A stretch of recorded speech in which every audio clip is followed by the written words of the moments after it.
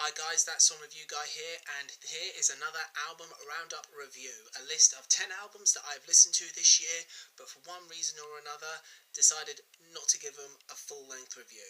This right here is the album from the alternative rock duo consisting of band members Andrew Davey and Kevin Jones, returning 2 years after their previous release, and with one member short. Joey Haynes no longer a part of this outfit, and despite receiving some rather mixed reviews on this album, I've got to be honest, I actually didn't think it was that bad. Production-wise, there are plenty of solid sounds, but lyrically there aren't many moments or hooks that stick in the mind as much as the album's opening track, which is by far the best song on the whole project. If this album highlights anything, it's that without the raucous and infectious personality of Jack White, Alison Mosshart just lacks that finesse and personality that works wonders with the former White Stripes member. And I personally don't feel that guitarist Jamie Hince has the same personality, presence or character that Jack White does. After 12 years on hiatus, De La Soul returns with their Kickstarter-funded album, which has a slew of guest features from across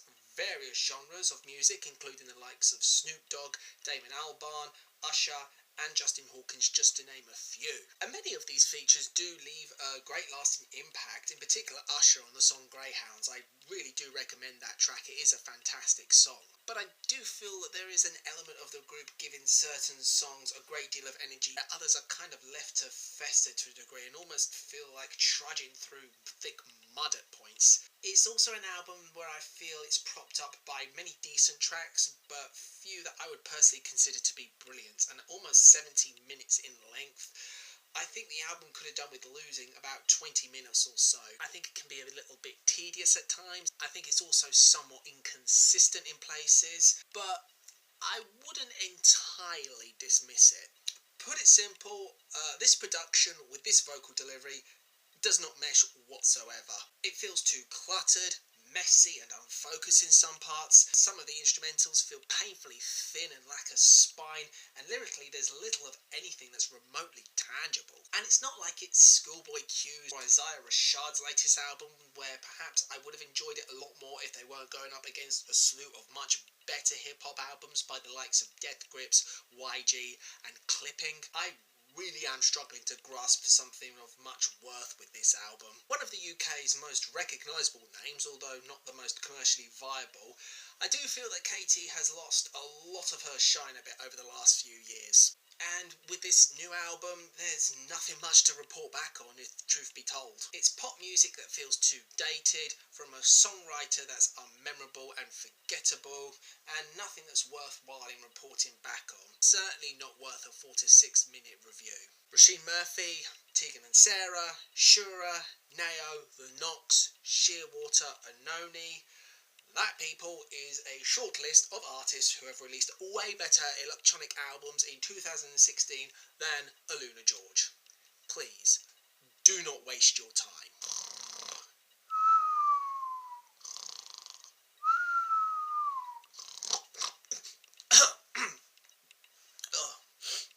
Sorry. What about the next album?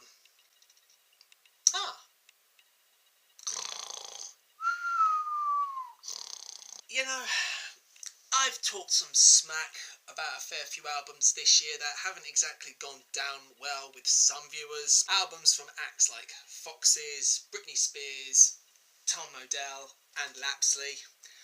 Boy, was that last one pretty fucking cataclysmic.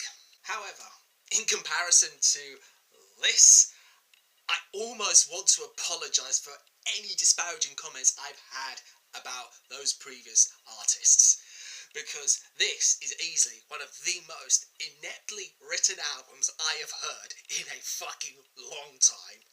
Also, when you take one of the most talented vocalists in the UK in the form of Birdie, and you essentially make her a backing singer on one of your tracks, you should burn for that. This is fucking laughable. For someone who has produced some lovely soul albums in the past, I think that this is another one of those. But if I were to describe this album in 3 words, they would be style over substance. Yes, the instrumentation and the production is more than solid, but I can't help that that's where all of Younge's effort went into. The guest vocalists are just above mediocre at best, and lyrically, most songs strike a sense of complacency, and that makes the tracks that actually go for the gut all the more noticeable. I think Younge has done way better than this in the past, if I'm going to be honest. Hell, his previous projects with Ghostface Killer are a testament to that. But this is a sequel that ultimately leaves me feeling unsatisfied on the whole. And those are my brief opinions on 10 more albums that I've listened to this year. What do you guys think of these albums? Did you like them? Did you hate them? Do you agree with my opinions? Do you disagree with them? However you feel, leave your opinions in the comment section below. I welcome all comments, the good, the bad, and the ugly. But until next time, I'm That Song Review Guy. I need a shave, and take care.